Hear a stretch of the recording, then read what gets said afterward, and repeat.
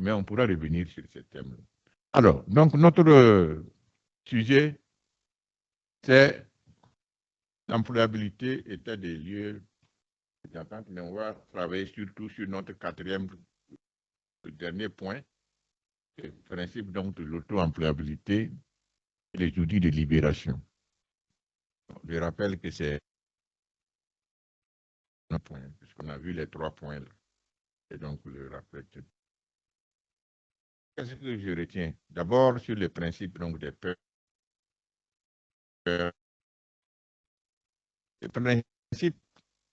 Le principe donc, des peurs de l'employabilité est une idée. Ça ne parle pas. Ça ne pas. Et il y a un certain nombre d'éléments qui créent cette peur donc, à l'auto-employabilité. Je vais d'abord constater que cette peur est normale, quoi, parce qu'il y a des éléments qui créent la peur là. Ça vient vraiment pas. Le premier élément, donc, c'est le fruit de l'éducation. Comme on dit, on est éduqué pour réussir une carrière, pour trouver un emploi. Ça, l'éducation curriculale, c'est le curriculum, ça, le curriculum, malheureusement. Donc, ça, c'est le premier élément. C'est que il y a une peur naturelle parce qu'on n'a pas été, on n'a pas eu un cursus, par exemple, de formation entrepreneuriale depuis la maternelle, et le primaire, etc. Si nous tous on avait eu ça, on n'allait pas avoir peur de ça. On ne l'a pas eu. Donc, il y a vraiment donc, le fruit de l'éducation est un des éléments donc, de notre peur. C'est toujours ça. Alors, donc ça, c'est le premier élément. Maintenant, le deuxième élément, c'est donc le faible accent donc, sur l'auto-employabilité, là. Parce que finalement, c'est, même si on en parle, c'est pas de formation sur la question est vraiment faible. C'est-à-dire que même en dehors de totalement bon, valorisé, quoi. Je ne sais pas cette formation-là. Je disais, sans cela, par exemple, même dans le cursus scolaire, là, la dernière fois, je disais ça, c'était à peu près 19 000, hein, 19 000 heures. Par d'autres collaborateurs, nous travaillons ensemble. Ce qui a fait ces calculs-là avec plusieurs, de façon officielle, hein, c'est les statistiques du ministère de l'enseignement supérieur qui donnaient les ouvertures d'instituts privés. On a pris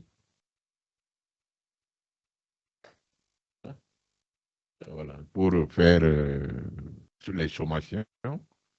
La moyenne donne à peu près ça, les 19 000 quelques là-dessus, qu'au niveau licence, on n'est pas arrivé, n'est pas parti plus loin. Et ça, c'est dans ce que nous avons pris, c'était vraiment zéro employabilité. Voilà, sur la question donc de créer son emploi. Ça, c'est le troisième élément, c'est que il y a un problème donc de statut social.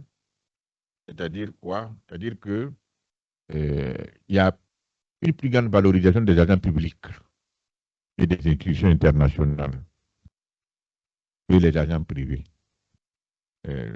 Moi, j'ai fait l'expérience. J'étais responsable public. Il y avait plein de gens qui, voilà quoi, qui étaient au secrétariat, qui attendaient.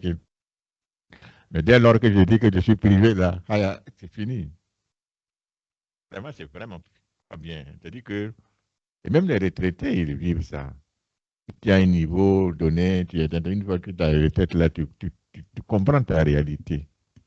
Que les gens n'étaient pas là pour toi, mais pour la fonction.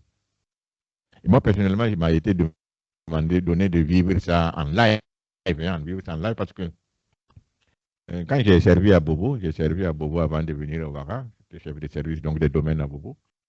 À un moment, il y a eu des problèmes de retrait de parcelles. Nous, on a fait ça. Et bon, Ouagadougou n'a pas été content. On voulait un bouc émissaire et on a mis ça sur moi. Donc, j'ai eu une décision qui m'a enlevé de poste rapidement. Donc, tout de suite, tous les gens qui étaient autour, qui couraient, que j'ai vu comment les gens du jour au lendemain, on peut changer. J'ai vécu ça. Vraiment, c'était très, très clair. Et bon, voilà quoi, désormais, tu n'es pas là, ah bon, tu ne nous intéresses pas. C'est comme ça. Le problème, la chance que j'ai eue, c'est que deux ramènent au même poste. donc, tous ceux qui ont bifurqué là, on se regardait maintenant quoi. Donc, j'ai décidé de revenir pour reprendre le contact. Bon, ça n'était pas un problème. Mais c'est vrai qu'il y a un problème de statut social. L'agent public a un statut social plus valorisé que l'agent privé. Et ça, il faut le reconnaître.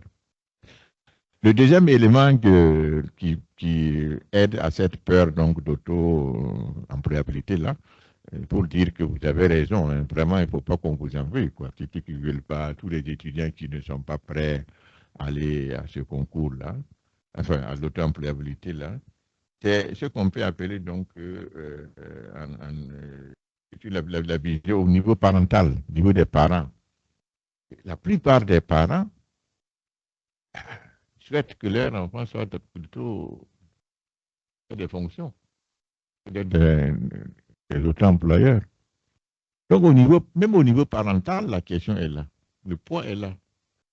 Il veut empêcher même les enfants d'aller à l'auto-employabilité. Donc, ce n'est pas un problème facile.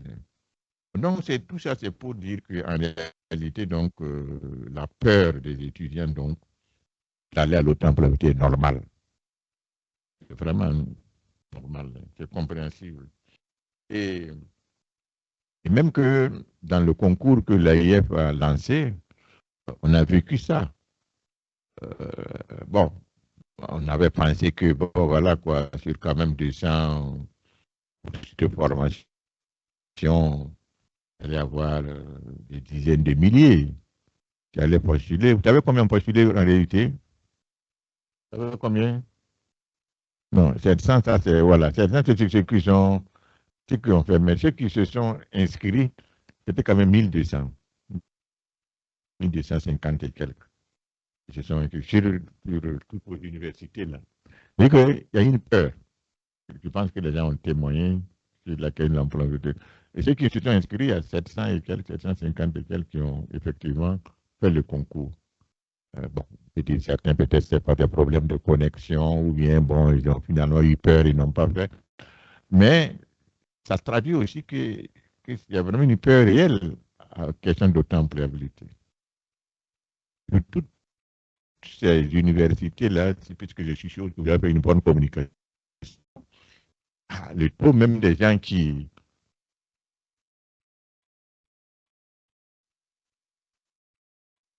veulent s'engager est faible.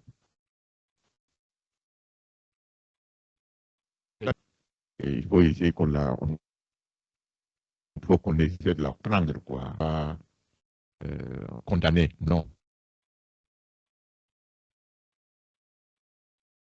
Pour cette peur-là, parce que les conditions sont réunies pour donner cette peur. C'est ça que je voulais d'abord qu'on note, quoi. Et je dis encore que ce n'est pas seulement au niveau des étudiants, hein, même au niveau de la fonction publique. Cette peur est réelle. Moi, personnellement, pour encourager plusieurs de mes collègues à quitter pour aller à l'entrepreneuriat, non. Non, non, non. Euh, je voulais quitter. Il y a des gens, je vais peut poser la question. L'autre, là, peut-être que vous la connaissez, l'Arlé Nava. Et Nava, il a dit clairement qu'entre eux, il disait que les ennemis du type, que les ennemis du monsieur l'ont eu.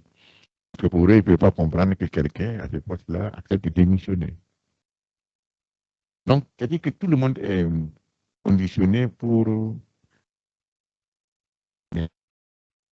l'industrie. Donc, je vous dis que la peur des étudiants, la peur des travailleurs, personnellement, je comprends. Je comprends cette peur et c'est pour ça, d'ailleurs, tous ceux qui ont le courage de pas cette peur de faire ce type de concours et surtout ceux qui réussissent et qui ont le courage de participer. Parce que ça, c'est vraiment qu'ils sont en train de lutter contre cette peur-là. Ils croient en eux, ils pensent qu'ils peuvent vaincre cette peur et puis avancer. Et là, on est là pour vous aider à avancer.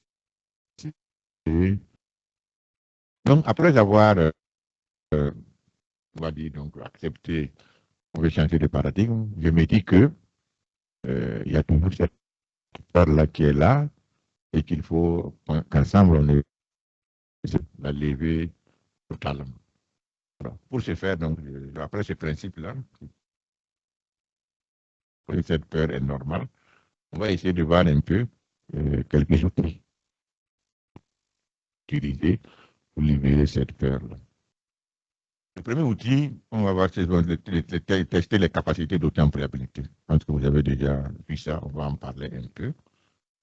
Ensuite, c'est de comprendre donc, les défis donc, de l'emploi et les nécessités de changement de paradigme.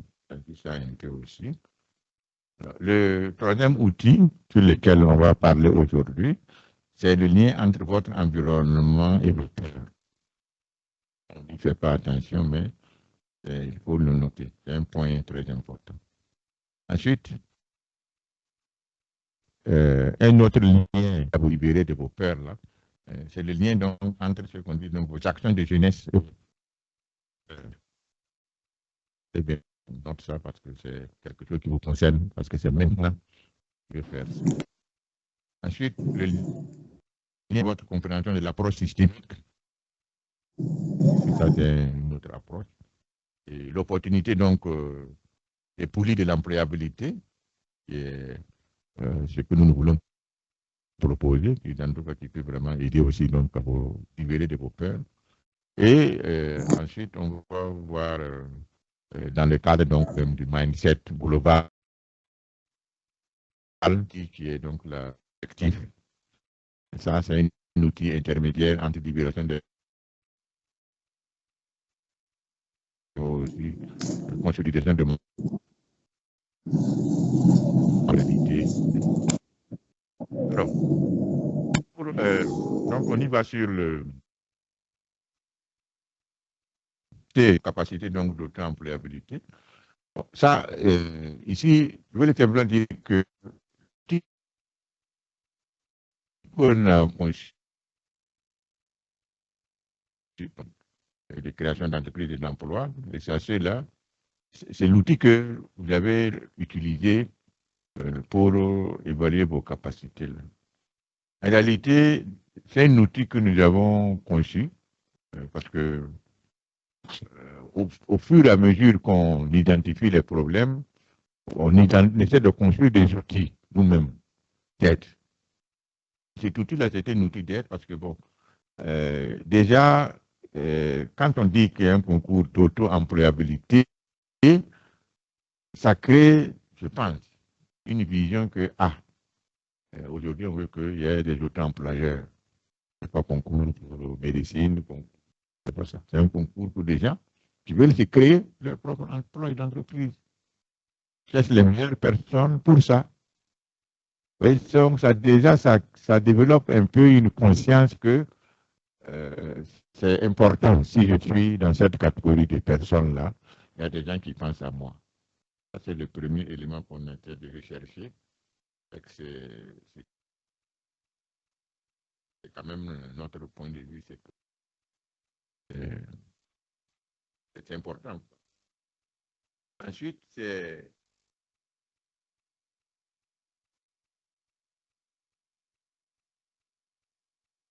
de dire que bon, l'outil lui-même, en termes de questions, en termes d'accompagnement à la découverte de soi, c'est un outil qui, finalement, aide peu à stresser, à se déstresser, à comprendre un peu où on en est. Et ça peut m'épouser donc à valoir, à mesurer vos capacités d'auto-employabilité. Donc, comme en tant que tel, il aide quoi, à se libérer donc des peurs. Surtout, euh, si vous, si vous acceptez faire l'outil, que vous ayez une bonne note, une mauvaise note, ça vous aide à mieux vous connaître et à plus avoir peur de l'auto-employabilité un peu. Parce que bon, vous avez quand même commencé à mesurer vos capacités. Donc c'est un outil euh, qu'on a mis. C'est vrai, on avait besoin de ça pour aider le recrutement en masse, mais c'était un outil aussi qu'on devait demander à chaque personne de tester comme un outil d'aide à son propre, libération de ses propres peurs à l'auto-employabilité. C'est le premier outil. Là. Comme vous l'avez testé, on ne va pas insister sur.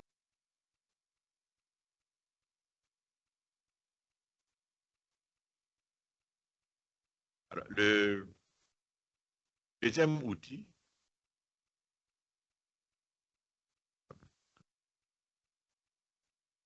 voilà, voilà donc c'est ça, ça c'est le premier outil. Donc. Deuxième outil que je suis lequel on dit, donc j'avais dit qu'il fallait euh, continuer de comprendre donc les défis de l'emploi là et les changements de paradigme parce que c'est quand même un sujet très vaste hein, et voilà c'est un point aussi très riche quoi. Je vais peut-être encore donner quelques éléments de ce paradigme-là, parce que souvent, euh, ces éléments ne sont pas connus. Dans tout ce qu'on a dit là, dès qu'on a parlé de l'emploi, mais au-delà de l'emploi, voici ce que certaines personnes disent encore. Bon, ça, c'est pas si beaucoup connaissent Baltimoun. Hein. Voilà. Lui, il dit clairement qu'il y a un lien entre le manque d'emploi, enfin, disons l'insécurité, pays et puis la paix. C'est un pays donc, le manque d'emploi nourrit l'insécurité. Un pays riche en emploi est également riche en stabilité. Donc, c'est vraiment un point de vue pas africain, quoi. C'est un secrétaire général des Nations Unies. Hein, et ensuite, il y a.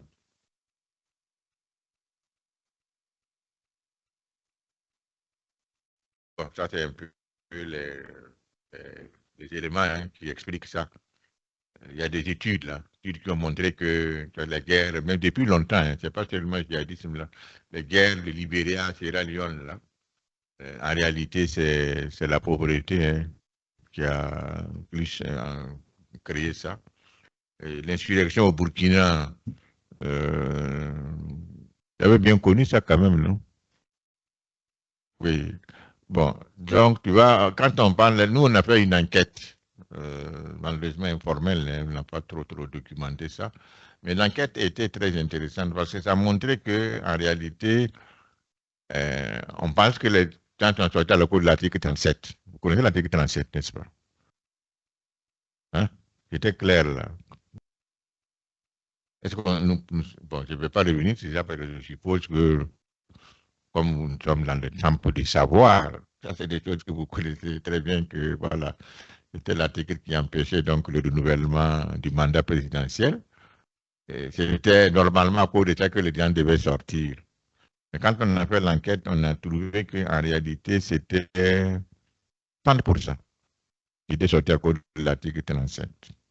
10%, c'était pour des raisons, bon, voilà quoi, des gens qui voulaient faire du mal à d'autres. Bon, il y en a, hein, toujours ça. Mais 60% sont sortis pour des raisons de précarité et de manque d'emploi. Et puis cette insurrection. Et pardon, donc ensuite il y a quelqu'un que vous connaissez certainement. C'est le président de la BAD, ancien. Est-ce qu'il a été changé? Non, pas encore. Je ne sais pas. Il a été changé déjà. Donc, en tout cas, bon. Voilà, ça fait quand même près de 10 ans qu'il est là-bas, hein, lui, là. Alors, donc, lui aussi, il a dit hein, clairement là, que chômage et sous-emploi, c'est les jeunes, constitue un danger latent, un risque, qui risque de réduire à néant les atouts économiques de l'Afrique. Donc, c'est à côté donc, de liaison de l'emploi avec la paix, il faut savoir qu'il y a aussi une liaison avec le système économique. Et là, effectivement, on se rend compte que, bon, voilà quoi, il y a tout ce qui s'est passé dans les guerres, là, même le printemps arabe, tout ça, bon, ça, c'est la question économique. Hein. L'insurrection au Burkina, par exemple, l'insurrection au Burkina, là, vous savez, il y a combien beaucoup d'entreprises ont été brûlées. Les magasins ont été pillés. Et, et la vérité derrière tout ça, c'est voilà quoi, c'est l'économie le système économique, le système n'a pas su régler la question du chômage. Quand les gens partaient piller les magasins, c'est la précarité, c'est pas autre chose que ça. Ok. Alors, donc l'autre point, ça c'est un autre point intéressant qu'on a documenté aussi, c'est le lien avec, on va dire donc, les élections. En, en 2017, là, quand le président Hollande était là, la France avait une situation de chômage très, très élevée. Et chaque fois, il faisait des bulletins sur chaque mois sur le nombre de chômeurs. C'était vraiment une grande préoccupation. Et lui, il a été très clair. Il dit que si le chômage ne cesse pas d'ici 2017, avant 2017, donc, il n'y a aucune raison d'être candidat. Effectivement, le chômage n'a pas baissé. Il n'a pas été candidat. Parce qu'il savait qu'il n'allait pas être élu. Et ce n'est pas lui seulement. Hein. On a d'autres exemples. Si par exemple on a dit que, par exemple, ça c'est voilà, l'échec par exemple du président Ouad et de Macky Sall, c'était lié à la problématique vraiment de l'emploi. Hein. C'est ça qui s'est passé. Donc c'est pas seulement, on va dire, la paix, ni économique, mais aussi politique. Et ça, si vous arrivez à faire entendre ça aux politiques, là, peut-être que des moyens importants vont être dégagés pour injecter dans la création d'emplois. Je dis ça parce que j'ai pu rencontrer le collège des conseillers présidents pour présenter le système Agir. Hein. J'ai présenté ça en PowerPoint. Hein. C'était vraiment bien, je les remercie. Hein, moi. Mais bon, par la suite, en termes donc de une expérience en pratique, non, ça n'a pas totalement passé. Donc, je suis toujours dans l'attente. Parce que, bon, c'est peut-être pas encore le moment où il faut beaucoup investir quoi, dans les créations d'emplois privés comme ça, peut-être. Donc, c'est ça qui est là. Alors, donc, sinon, au-delà des aspects politiques, là, on peut démontrer que le chômage est vraiment à la base de plusieurs problèmes au plan mondial, dans les différents paradigmes. Là. Quelqu'un connaît le Brexit, non? Pardon, ça, c'est Brexit existe. Non, Brexit existe, c'est mal écrit. Ce qui s'est arrivé entre l'Allemagne, la Grande-Bretagne et l'Union européenne, là. Le Brexit existe, pardon, ça a été mal écrit. En réalité, c'est parce qu'une population, la Grande-Bretagne, a commencé à sentir la pauvreté, le manque de travail, qu'ils ont demandé à quitter l'Union européenne pour mieux fermer leurs frontières à l'immigration. Donc c'est venu, le Brexit est venu pour des questions vraiment de chômage d'abord, manque d'emploi. C'est la même chose que le style de Trump avec American First, là. Parce qu'il y a un groupe d'Américains qui avait encore ce problème de sévir contre l'immigration, en français plus américain, parce que, bon, les Américains, moyens, moment, n'avaient plus assez de moyens pour, comme avant, pour bien vivre. Et actuellement, en Europe, toute l'avancée des politiques populistes, c'est quoi? C'est la problématique de l'emploi. C'est le manque d'emploi, le manque de la précarité qui est en train de venir là, qui fait que ces politiques sont en train de prendre des galons, puisqu'on dit qu'il faut quelque part fermer les frontières, lutter contre l'immigration. Les gens entendent parce qu'ils sont dans des problèmes. Euh, donc voilà. Donc c'est quand même des politiques qui sont en train de gagner du terrain parce que le chômage, malheureusement, reste une équation majeure pour tous les pays, quoi. Tous les pays.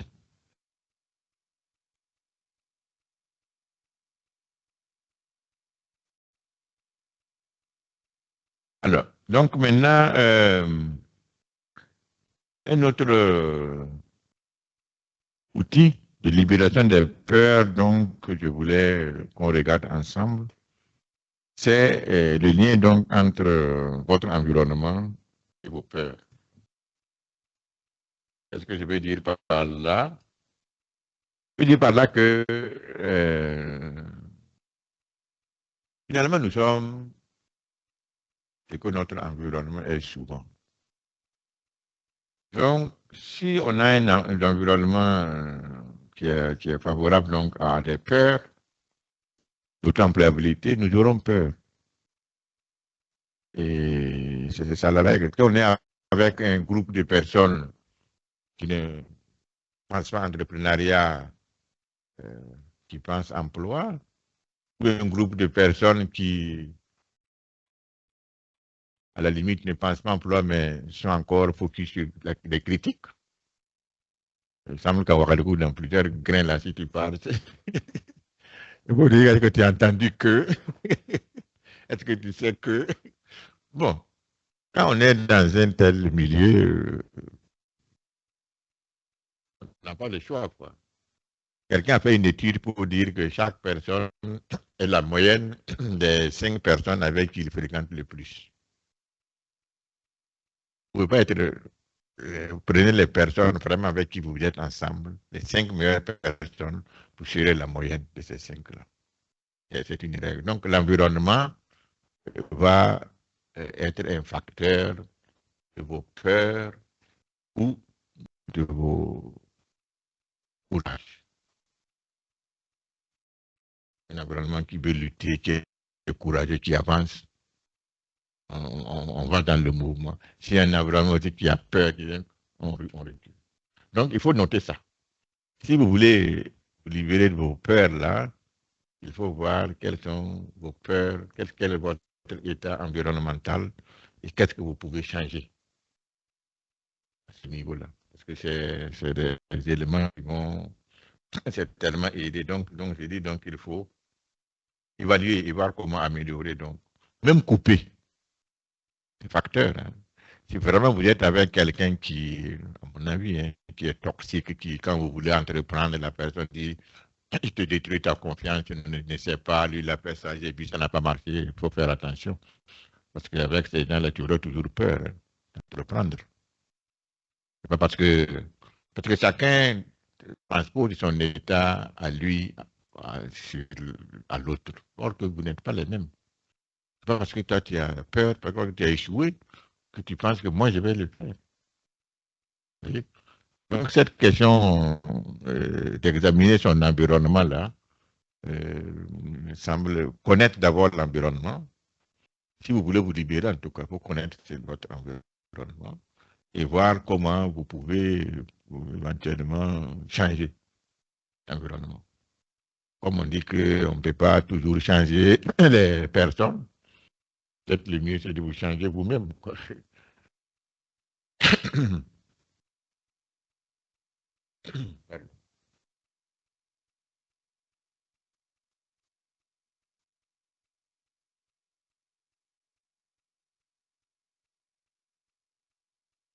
Alors, le second point,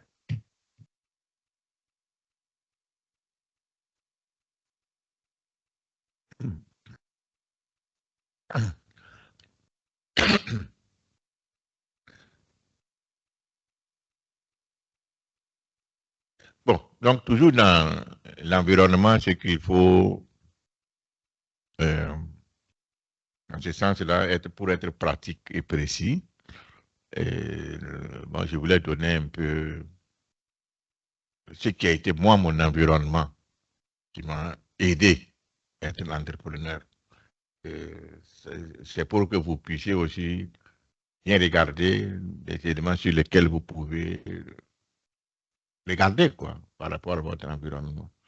Bon, il y a d'abord les facteurs familiaux qui sont là. Par exemple, j'avais un père qui était commerçant, une situation sociale aisée qui a toujours donné aux autres. Bon.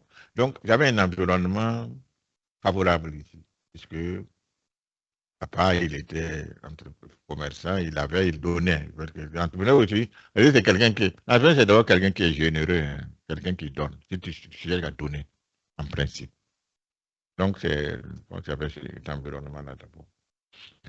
Le deuxième élément que j'ai eu, qui a un peu influencé toujours dans l'environnement. Ça, c'est quand j'ai quitté la famille, j'étais avec des oncles qui eux aussi faisaient le commerce là. Un jour, un de ces oncles, j'ai raconté cette histoire à BF1 quand je suis passé à Surface de Vérité. Est-ce que quelqu'un a pu suivre ça? Pas vraiment. D'accord.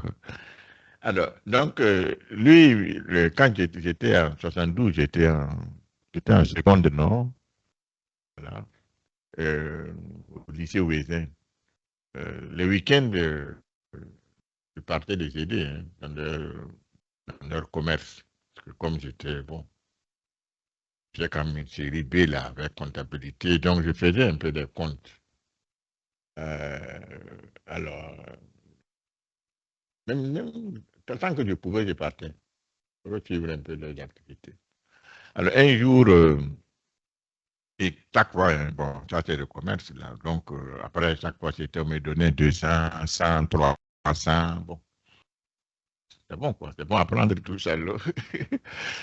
Et un jour, il m'a demandé pourquoi je me comporte comme ça, comme si j'étais un fonctionnaire. Je dis, ah, ça veut dire quoi concrètement? Que non. Il voit que s'il me donne les 100, les 200, les 300, là, je dépense tout. Et puis, bon, je suis assis, quoi, j'attends encore. Je dis, ah bon. Oui, que ça, c'est fonctionnaire. Que quelqu'un des salaires, là, il dépense tout et puis ça, ils attendent le mois suivant. Quand on te donne, tu enlèves un peu, tu vends et puis tu vois comment tu peux prendre le reste là pour investir, trouver les choses. Effectivement, des autres là, quand ils avaient, ils achetaient le commerce, ils faisaient, mais moi non. Quand même un grand élève, attends, non, ça va. On aura une bonne place à la fonction publique. Donc, je n'avais pas ces réflexes de commerce. J'avais plutôt le réflexe de travailleur. Bon, je pense que ça m'a aidé. Ça m'a aidé à comprendre qu'il y avait deux types de réflexes dans la vie. Les réflexes d'entrepreneur, de commerçant, les réflexes de travailleur.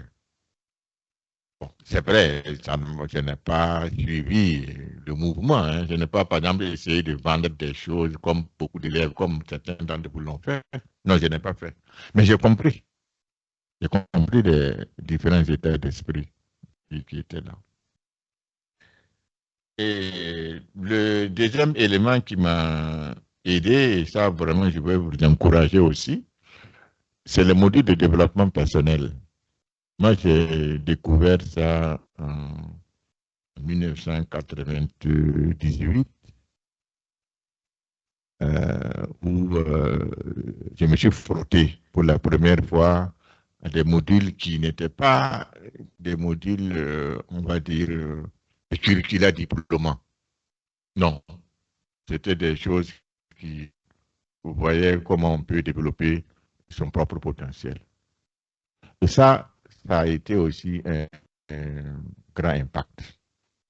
Si vous n'êtes pas encore frotté, j'espère, hein, c'est que pour le bien de vous êtes déjà frotté à ces modules-là.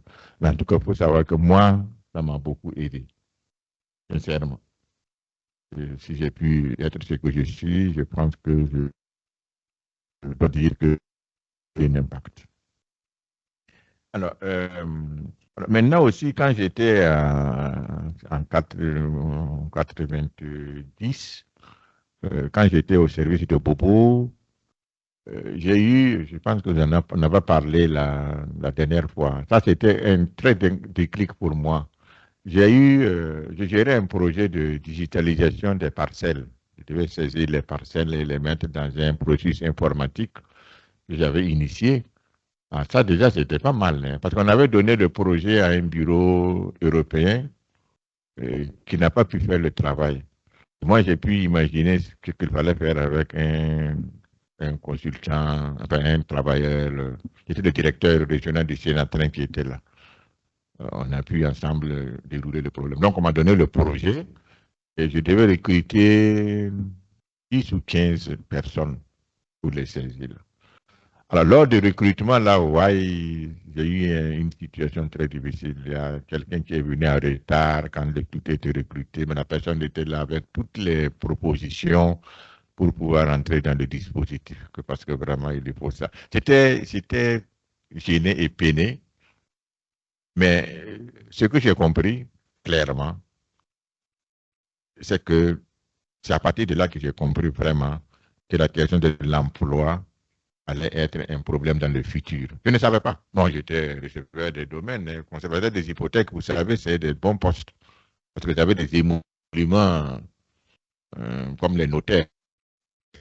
Hein. J'avais vraiment en fin de mois, même pas mon salaire, c'était petit par rapport à ce que j'avais comme émolument. Donc, je ne comprenais pas l'affaire du travail là. Parce que quand je suis rentré, même nous, à notre temps, moi, je suis rentré, je devais être jeune, non? Quand je suis rentré, moi, j'ai commencé à travailler en 80. Je devais être jeune, non? C'est ça. Bon, en fait, on avait un peu l'embarras du choix. Hein. Moi, j'avais la justice qui m'attendait. J'avais j'ai posé un dossier au trésor qui était accepté. Au niveau aussi des impôts, les domaines. Donc, j'ai dit, j'ai fait un choix. J'ai fait la procédure. J'étais vraiment destiné à la magistrature. Mon nom était là-bas. J'étais quand même, c'était bien en procédure. Hein. C'était vraiment bien. Mais j'ai pu. Donc, quand vous êtes dans ça, et puis des bons postes, vous ne pouvez pas comprendre que le travail, là, c'est un problème, en fait. Mais avec ce projet, j'ai compris que ça allait être, que c'est déjà un problème, mais que le futur, ça allait encore être un problème. J'ai compris ça avec ce projet, donc, de 90, là. Et par la suite, là, bon, j'ai vu aussi, c'est vrai, ça a beaucoup aidé. J'ai découvert c'était quoi la consultance. Ça, c'était en 95. Euh, un jour, j'étais assis au bureau. Il y a M. Ouattara qui était ministre du Commerce. Là, il était directeur de la ZAD, même ZAD que vous voyez là.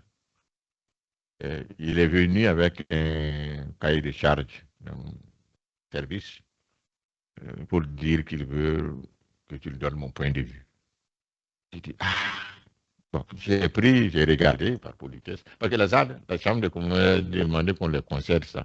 Donc le receveur n'avait pas la gestion, je n'étais pas responsable, donc je ne pouvais pas, il ne faut pas qu'il me demande des choses, quoi. Parce que si vous avez pris, vous gérez. À ce moment-là, moi, j'ai d'autres préoccupations, mais la ZAD, vous me laissez tranquille. Mais j'ai pris par respect pour regarder. Quand j'ai regardé le cahier de charges qu'ils voulaient soumettre aux occupants, j'ai dit, si vous mettez ce cahier de charges-là, vous allez générer des litiges sur litiges, parce que c'est un cahier de charges qui a vraiment disons, qui a créé lui-même ces litiges, quoi. Je lui dis, bon, en tout cas, essayer de revoir parce que ce n'est pas un bon cahier de charges. Là, sur place, il m'a dit, est-ce que je peux aider à reprendre ça? J'ai dit, il y a un problème, parce que la ZAD n'est pas la chambre de commerce, non? Vous voulez que moi, je travaille sur ça, c'est pas notre zone étatique, là. Parce que l'argent qu'ils vendent, ça part chez eux. C'est pas dans les publicités de l'État. Donc, moi, ça ne m'intéressait plus. Et là, il a dit, bon, qu'est-ce qu'on peut te prendre comme consultant? C'était la première fois que j'entendais ce mot. Il dit, c'est-à-dire, bon, qu'on va te prendre, tu vas travailler pour la chambre de commerce en étant payé. Si c'est ça, on peut regarder, hein, parce que c'est des heures quand même creuses, les heures, voilà, le soir quand tu descends, c'est des choses qu'on peut faire. Il dit, bon, comment est-ce que 30 jours de travail, ça pourrait aller? Je dis, oui, je pense en 30 jours, on peut régler ça, pas de problème. 30 jours de travail, je dois les nuits et puis les week-ends, oui. En 2 mois, voilà, on peut évacuer ça, quoi. Après, je dis, bon, donc concrètement, ça veut dire quoi, les conditions? Il me dit, bon, que je serai payé par jour. Je dis, bon, oui, pourquoi pas. Et combien? Que 70 000 francs par jour.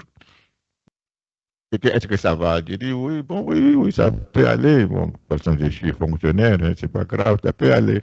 C'est eux, là, ils m'ont refusé. Hein. Pour là, c'est plus que moi. Bon, donc c'est comme ça a commencé ma première consultation. Et bon, par la suite, vraiment, j'ai aimé le métier. Et puis bon, je suis resté dedans, quoi. Donc cette phase-là a été une phase aussi qui a été impactante pour moi. Je dis ça parce que c'est des situations que vous pouvez avoir, des occasions que vous pourrez avoir, et il faut saisir.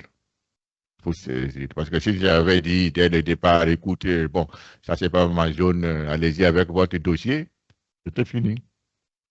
Mais je me suis dit, non, je prends la politesse de regarder, je donne mon point de vue, bon, parce que c'est la vie.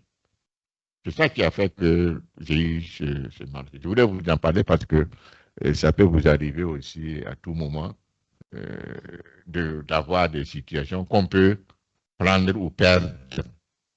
Voilà. Bon, ça, c'est donc par rapport aux éléments donc, qui m'ont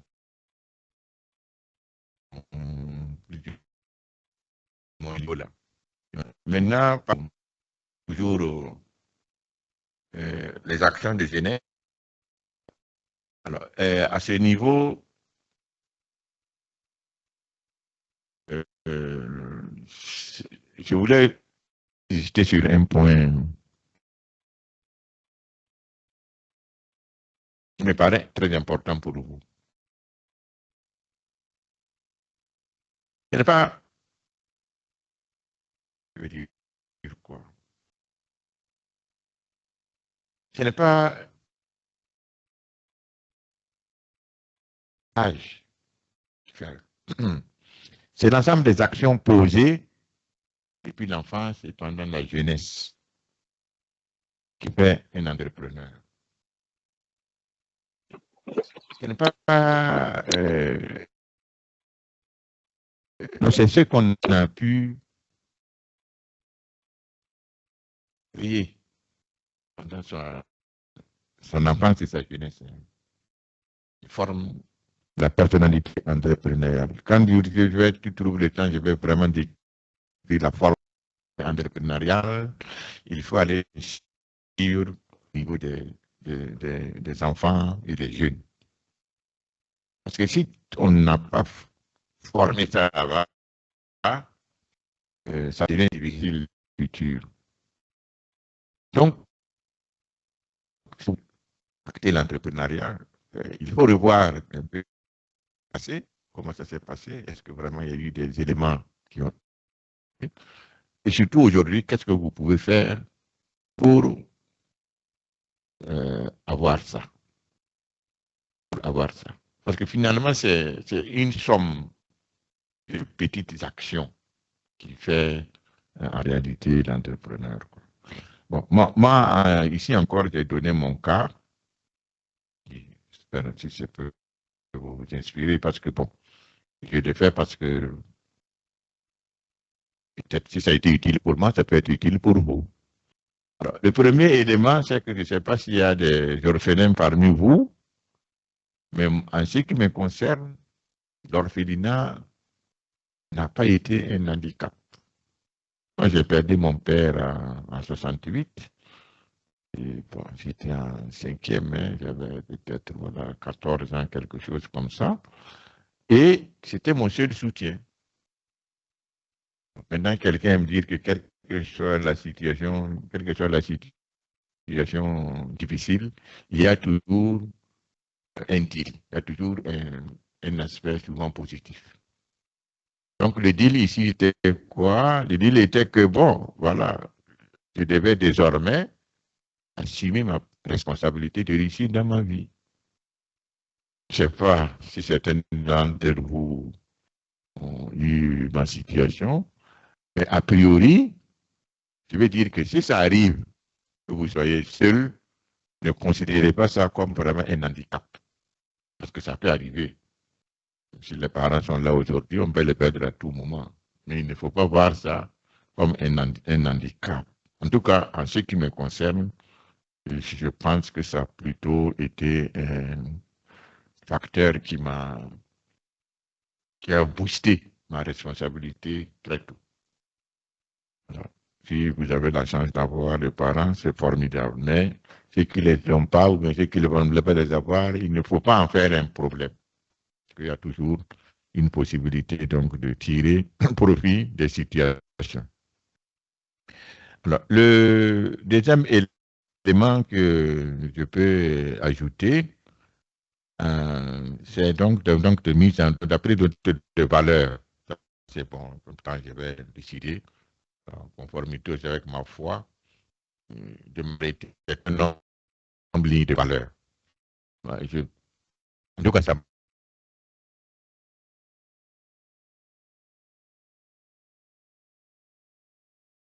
des échelles de valeurs, des lignes de valeurs, c'est pas mal parce que ça vous permet d'être rigoureux et ça vous permet de réussir ce que vous entreprenez aussi.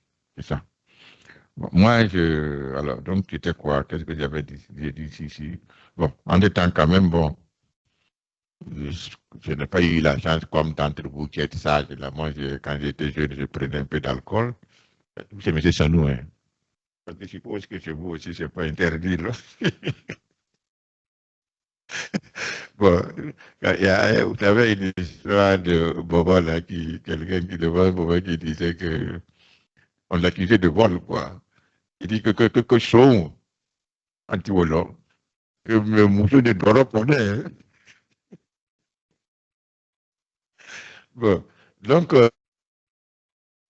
un peu la bière hein, en passant, c'était pas chose. Mais j'ai décidé d'arrêter, de ne plus prendre de l'alcool en 74. Un moment aussi, ça c'est un peu la compagnie. Si vous êtes avec des gens qui boivent, et ça vraiment j'ai vécu ça, il y a des chances que vous buvez parce qu'ils vont vous entraîner. Puis il y a des gens qui fument, il y a des chances qu'ils vous entraînent. J'ai vécu tout ça en réalité. Je vous partage avec vous. Quel que soit votre milieu là, il est très important à regarder, à surveiller. C'est la même chose pour ce qui me concerne, pour l'alcool et la cigarette aussi. J'ai décidé d'arrêter de fumer. C'est la même chose. J'ai arrêté aussi de être dans les questions de chasteté, de fidélité, parce que j'estime que bon, ça fait partie, ce sont des valeurs de vie que quelqu'un peut avoir. Bon, donc j'ai décidé ces valeurs-là il y a un peu longtemps, hein, depuis donc dans les années, quand vous étiez jeune, là, 76, 77, et jusqu'à présent, j'en tiens compte, je tiens toujours sur ces valeurs. Donc ça fait que, en disant que je ne vais pas réfléchir sur mes valeurs, quand je commence aussi une activité, j'ai la force de poursuivre l'activité. Ça aide. Ça aide donc, quand vous essayez des valeurs que vous respectez, ça vous aide dans votre processus entrepreneurial, dans vos décisions en général. En général. Moi, j'ai commencé la natation ici en 95, non? 95. Jusqu'à présent, je poursuis. Tout ce que beaucoup de gens viennent avec moi, hein, on est ensemble à la piscine. quelques temps après, 2, 3 ans, 4 ans, 5 ans, certains peut-être 10 ans, ils disparaissent. Je suis toujours là. Et bon, comme m'assurer de la piscine, parce que bon, ça fait que bientôt, parce que, ça fait bientôt 30 ans que je suis dans ça, et puis bon, voilà. Donc, c'est toujours bon d'avoir ces valeurs-là que vous essayez de respecter. Alors, le troisième élément, c'est voilà, le développement, donc, vraiment, ça, c'est des points de jeunesse. Je voudrais vraiment vous demander d'examiner vos propres jeunesse, jeune vie là. Nous sommes toujours dans la libération des peurs. Hein. Ça veut dire que il faut vous connaître. Ah, c'est check-up, check-up, non? Ça s'appelle quoi chez vous là? C'est des check-up, non? Voilà, de vous là, votre personne pour voir un peu comment tout ça, ça peut être amélioré. Bon, donc moi je disais que bon, depuis il y avait quoi? La bourse. Voilà, j'ai décidé que de toute façon je n'avais pas le choix. Hein. Si je perdais la bourse, j'arrêtais tout. Donc je ne suis pas très intelligent, je vous le dis toujours, j'ai redoublé plusieurs fois. J'ai redoublé au primaire, j'ai redoublé au secondaire, j'ai redoublé. Il n'y a pas une place où je n'ai pas redoublé. C'est vrai, sérieusement, hein, j'ai tout redoublé. Je ne sais pas si je suis intelligent comme beaucoup d'entre vous ici qui n'avaient jamais redoublé les chanous. Moi, j'ai redoublé souvent. Mais je comprends une chose, tu peux redoubler, mais tu ne dois pas perdre la bourse. Donc, si je redouble une fois, je ne redouble plus jamais le cycle. Hein, parce que c'est que si je veux redoubler, c'est que je vais perdre la bourse. Donc, pas question. Vous voyez, ça, donc, c'était un peu une décision des attitudes d'indépendance financière et de bourse que j'avais donc décidé de faire. Et puis, bon, voilà, c'était parti comme ça. Alors, maintenant, un autre point intéressant que vous pouvez aussi noter, c'était au niveau donc de l'université. On va dire les organisations estudiantines. À notre époque, c'est quelque chose qui était très difficile, puisque les gens étaient divisés. Il y avait deux mouvements. Je n'ai pas connu ça. Hein. Monopole, Encol. Donc vous n'avez pas connu ça. Dans les années 77, 78, 76, 77, c'était très sérieux. Il y avait une démarcation physique que les gens faisaient entre eux. Bon, euh, de façon concrète, moi j'ai refusé ça. Je dis pas question. J'étais avec tous les deux mouvements. Parce que le principe de division ne me convenait pas. J'étais plutôt pour l'unité. Donc j'étais avec les autres et j'étais avec les autres. Quand il y a AG, je parle. AG, l'autre, je parle. Or, on ne doit pas faire ça. Il faut être dans un camp. Une fois, quelqu'un a dit que bon, qu'il y a un camarade, quelqu'un qui n'est pas militant, qui est là parmi nous, que si c'est lui là, on connaît, qu'il faut le laisser. De toute façon, même si vous venez de sortir, tu ne veux pas sortir. Est-ce que vous savez ça? Bon. Donc, c'était un peu, voilà, tout ça. Quoi. Bon, il y a plusieurs éléments comme ça. Mais je voulais simplement dire que, en tout cas, pendant cette jeunesse aujourd'hui, maintenant, si vous avez des activités à développer qui vont faire la différence entre vous et les autres, c'est maintenant. Parce que si vous voulez être un entrepreneur, vous devez être différent de la masse. Si vous ne pouvez pas assumer des différences, je pense que le métier n'est pas pour vous. Et si vous voulez commencer à vous libérer de vos peurs-là, commencez à assumer et accepter les différences avec les autres. Un entrepreneur de différent. Bon, c'est ce que je voulais vous dire. Alors, donc, la suite de ce module, le lien entre la compréhension et l'approche systémique et vos peurs. Alors, ça, c'est un peu plus long. Donc, je propose qu'on voit ça la prochaine fois. parce qu'il vient d'être aussi l'heure et on a commencé presque à l'heure.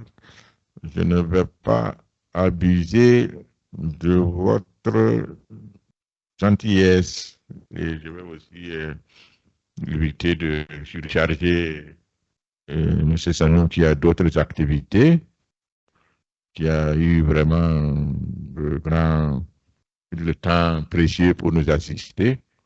Je propose donc que nous arrêtons ici pour ce partage-là et on va continuer